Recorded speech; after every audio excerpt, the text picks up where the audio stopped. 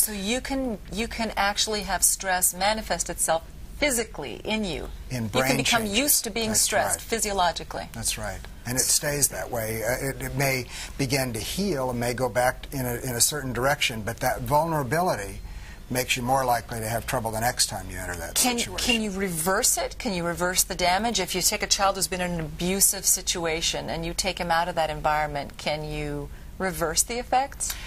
Well, we think we can make them a lot better. We don't know whether, in a sense, there's scar tissue left behind that continue to place them at some risk. But we think there are things that we can do early on that may be palliative and may help the brain begin to heal itself.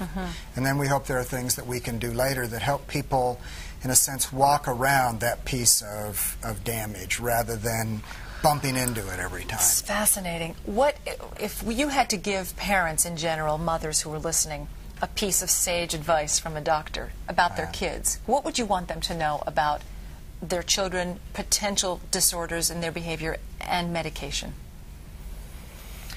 Well, that's a tall order to give in one short sentence or in a brief sound clip, but... a sort of an attitude or a philosophy. What would you suggest? Well, I think the simplest, I remember a number of years ago a congressman from Texas said, my wife is pregnant. I wonder if you could tell me what I could do to be a good father. This was in front of a large audience of people. And I thought for a moment and I said, well, probably love your child and your wife a lot is probably the fastest bit that I can give you. And I think loving means in some ways appreciating people's uniqueness, trying to notice what they do well and don't do well, not from your point of view or your eyes, but from theirs. And I think trying to be somehow in tune with your child and be a good advocate for your child. So then with that attitude, then it isn't so much an issue about over or under medicating. It's about doing the right thing for your child. Yeah, it becomes a problem when, say, the issue of medication comes up. And I have a number of parents that come in and they say, gee, I don't know about putting my child on a medication. What's this going to do to their brain chemistry? And what difference will it make long term?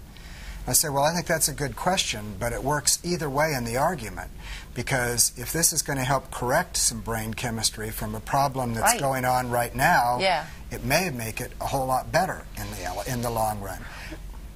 That's a problem. That argument can go the other way, too. It does, but listening to you, I feel very hopeful. I came into this interview not with a preconceived notion about it, but certainly thinking that there was a lot of bad news out there in terms of our kids and disorders. But you make it sound optimistic, and that's a wonderful thing. So we thank you so much for that. There's a lot of hope out there for these kids. I think they are. For our kids, yeah. They're our future, and they are our future. They are. Thanks for having me. Thank you, and thanks for all the research you're doing for us. Sure.